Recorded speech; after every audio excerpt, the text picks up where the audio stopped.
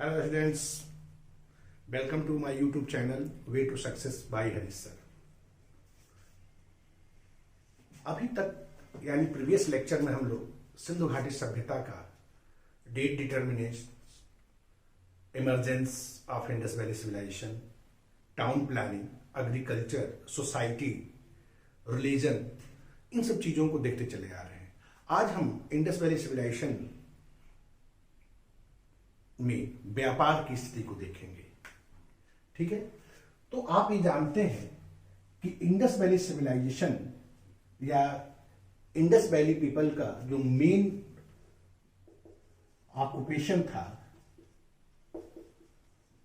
वो क्या था? एग्रीकल्चर था।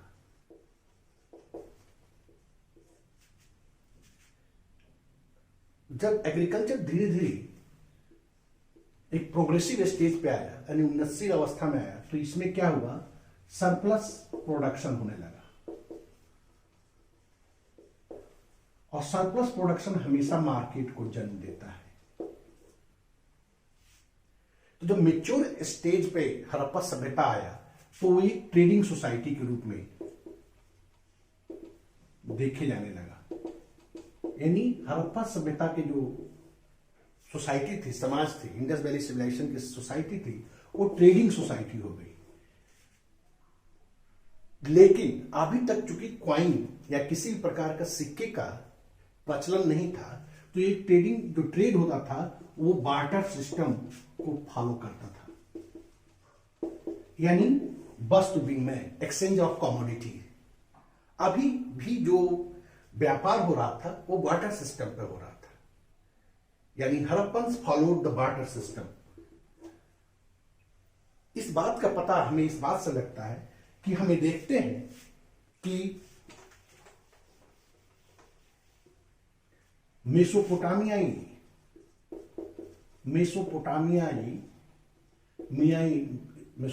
सील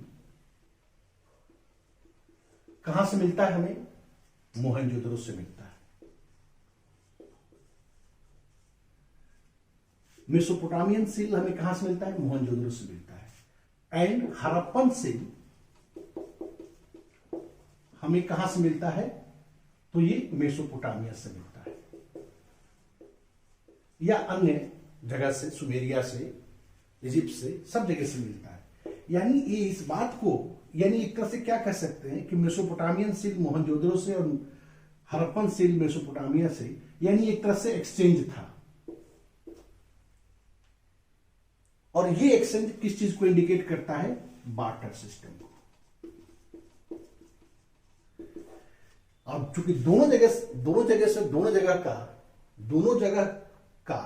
जगह से मुहरों का मिलना ये तय कर देता है कि इस समय इस मेसोपोटामिया और हड़प्पा के बीच में व्यापार उन्नतशील अवस्था पे या प्रोग्रेसिव स्टेज पे था या होता था।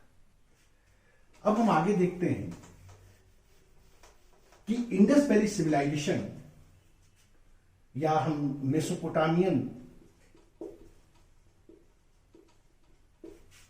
Text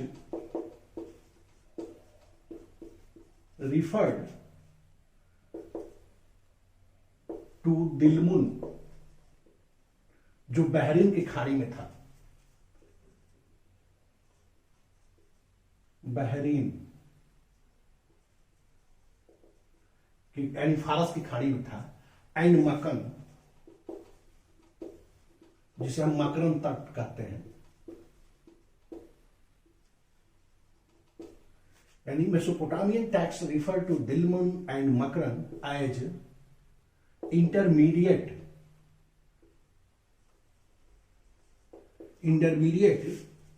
station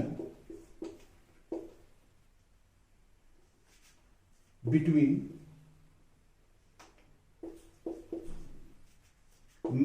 Mesopotamia and Indus valley.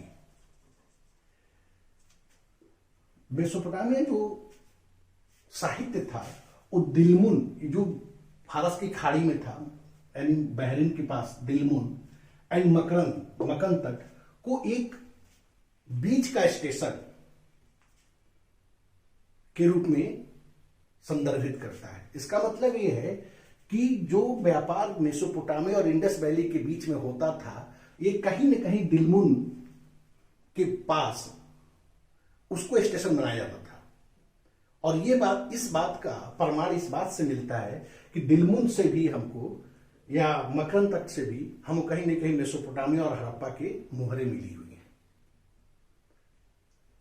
और सुमेरियन टेक्स्ट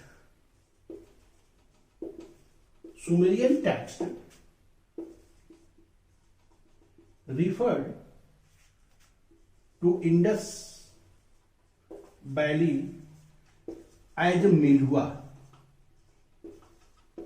यानी जो सुमेरिया के जो साहित्य होता था वो इंडस वैली को मेलुआ के रूप में संदर्भित करता था।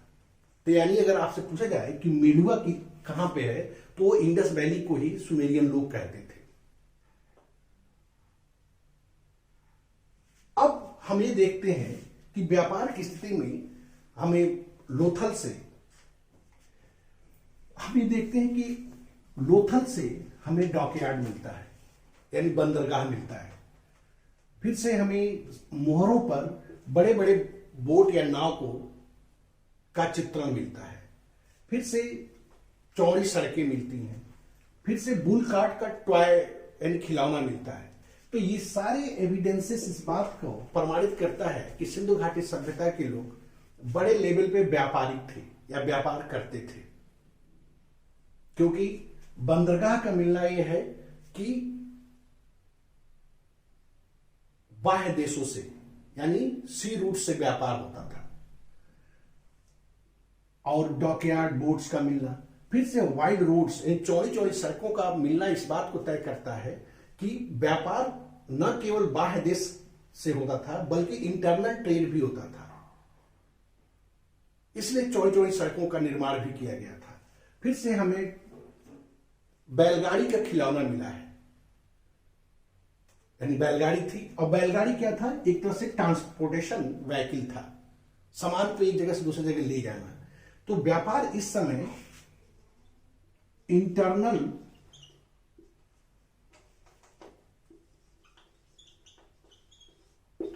एंड एक्सटर्नल दोनों बड़े पैमाने पर होते थे। जो ट्रेड होता था वो इंटरनल, आंतरिक और बाह्य दोनों पैमानों पर बड़ी मात्रा में होता था। पहले ही हम आपको बता चुके हैं कि दिलमुन और मकरन तक एक तरह से इंटरमीडिएट स्टेशन थे, जो मेसोपोटामिया और इंडस वैली के बीच में एक स्टेशन का काम करता था। Sumerian text Meluhha, Indus valley region को मेलुआ के रूप में संदर्भित करता है। तो ये सारी बातें हमको एक्सटर्नल व्यापार की तरफ ले जाता है, यानी बाह्य व्यापार, वैदेशिक व्यापार था। और ये व्यापार इंडस वैली सिविलाइजेशन या इंडस वैली सोसाइटी को एक लग्जरियस लाइफ जीने के लिए लीड करता था। अब हम ये देखते हैं कि imported item and exported item, किस चीज का हम आयात करते थे और किस चीज का हम निर्यात करते थे। तो इंपोर्टेड आइटम जो था, यानी जो हम आयातित वस्तुएं थी, वो कहां से हम करते थे? तो गोल्ड यानी सोने का हम आयात करते थे, कोलार माइंस कर्नाटक से करते थे। फिर से अफगानिस्तान से करते थे, पर्सिया से करते थे। यहां से हम स्वर्ण का आयात करते थे। दूसरा सिल्वर यानी चांदी का आयात हम अफगानिस्तान और पर्सिया से करते थे। कॉपर जो राजस्थान की खेतड़ी से हमें बड़ी मात्रा में मिलता है, यहां से आयात करते थे, और अरेबिया से आयात करते थे, अरब से। टिन के बारे में आप जानते ही हैं कि जो इंडस वैली सिविलाइजेशन था वो कांस्य युगीन सभ्यता था, यानी ब्रॉन्ज एज था। तो ब्रॉन्ज कैसे बनता था? कॉपर में हम टिन मिला देते थे। तो कॉपर में टिन मिला देने से क्या होता था कि जो कॉपर थोड़ा सा लूज होता था वो सख्त और हार्ड हो जाता था। तो इसलिए टिन का आयात हम लोग कहां से करते थे? वो अफगानिस्तान और बिहार से करते थे। एंड लैपिस लजूली, इस यानी ब्लू स्टोन, नीला पत्थर, इसका आयात हम बदख्शा या अफगानिस्तान से करते थे। ये एक डेकोरेटेड आइटम था जिसको सजावटी सामानों के रूप में हम यूज करते थे। तो ये आपका था इंपोर्टेड आइटम। इसी प्रकार था जो हम एक्सपोर्ट करते थे, जो इंडस वैली के लोग एक्सपोर्ट करते थे बड़ी मात्रा में, वो अलग अलग आइटम था। तो अब हम एक्सपोर्टेड आइटम यानी जो हम निर्यात करते थे, निर्यात में हम बेसिकली एग्रीकल्चरल प्रोडक्ट्स, कृषि उत्पाद, कॉटन गुड्स यानी कपास, फिर से टेराकोटा फिगरिंग्स, मिट्टी की बड़ी मात्रा में मूर्तियां, फिर से पॉटरी यानी मृदभांड, and carnelian beads. Carnelian beads एक तरह से एक लग्जरी आइटम होता था, डेकोरेटिव आइटम होता था, और इसका जो हमारे वहां फैक्ट्री था वो कार्नेलियन वीड्स की फैक्ट्री थी चाहुंद्रो में, चाहुंद्रो। तो कार्नेलियन वीड्स, फिर हम देखते हैं आइवरी,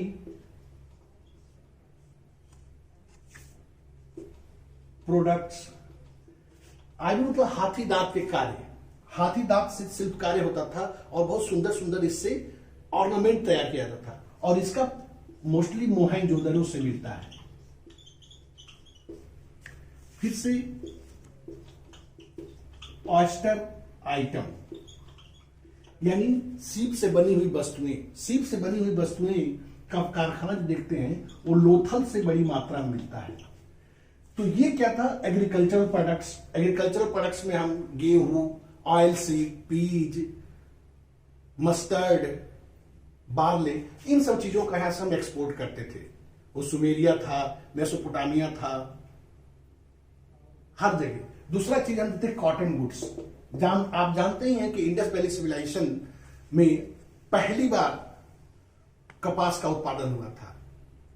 यानी अगर अब ये क्वेश्चन आता है कि कपास का सर्वप्रथम उत्पादन या प्रोडक्शन कहां हुआ था, तो वो था इंडस वैली सिविलाइजेशन। और अगर मेहरगढ़, इंडस वैली सिविलाइजेशन में मेहरगढ़ वो स्थान था जहां पर कॉटन सबसे पहली बार प्रोड्यूस किया गया था। दूसरा टेराकोटा फिगरिंग्स, बड़ी मात्रा में यहां पर मिट्टी की मूर्तियां बनाई जाती थी, उसमें खिलौने होते थे, तरह तरह की चीजें होती थी, उसका यहां से हम एक्सपोर्ट करते थे। पॉटरी, मृदभांड, चाक निर्मित पॉटरी, सुंदर तरीके का सुंदर सुडौल बढ़िया पॉटरी यहां से एक्सपोर्ट होता था। दूसरा कार्नेलियन बीड्स, एक लग्जरी आइटम था, डेकोरेटिव आइटम था, जिसको हम घरों में सजाते भी थे और ऑर्नामेंट के रूप में भी यूज करते थे। वो क्या था, वो चाहुंद्रो में अधिक इसका उत्पादन होता था, यानी फैक्ट्री थी। तो कार्नेलियन बीड्स का यहां से एक्सपोर्ट किया जाता था। आइवरी कॉस्ट, हाथी दांत का बनी वस्तुएं, वो भी सजावटी था, ऑर्नामेंट के रूप में यूज किया जाता था, उसका भी यहां से हम एक्सपोर्ट करते थे। एंड ऑयस्टर एंड सीप से बना बनी वस्तुएं। तो ये सब क्या था, आपका एक्सपोर्टेड आइटम था, यहां से एक्सपोर्ट होता था। और हम ये देखते हैं कि जो व्यापार था वो इंडस वैली सिविलाइजेशन की ही पक्ष में था। वो इसलिए कि जो एक्सपोर्टेड और इंपोर्टेड का जो रेशियो था, उसमें एक्सपोर्टेड आइटम की रेशियो ज्यादा थी। और इस प्रकार इंडस वैली सिविलाइजेशन के लोग एक लग्जरियस लाइफ को लीड करते थे। बड़ी बड़ी महलें, बड़ी बड़ी बिग स्ट्रक्चर्स, बिल्डिंगें, एक अच्छी लाइफ, लग्जरियस लाइफ यहां लीड करते थे। तो ये था आपका इंडस वैली सिविलाइजेशन का एक ब्रीफ डिस्कशन, जिसमें हम एक्सपोर्टेड आइटम, इंपोर्टेड आइटम, फिर से मेसोपोटामियन सिल्स और हड़प्पन सिल्स, इन सब चीजों के बारे में हम देखते हैं। तो ये था आपका ट्रेड। अब हम अगली वीडियो जो बनाएंगे उस पे सिंधु घाटी सभ्यता की जो कल्चर यानी संस्कृति का पार्ट होगा, उस पे वीडियो होगा हमारा। Thank you.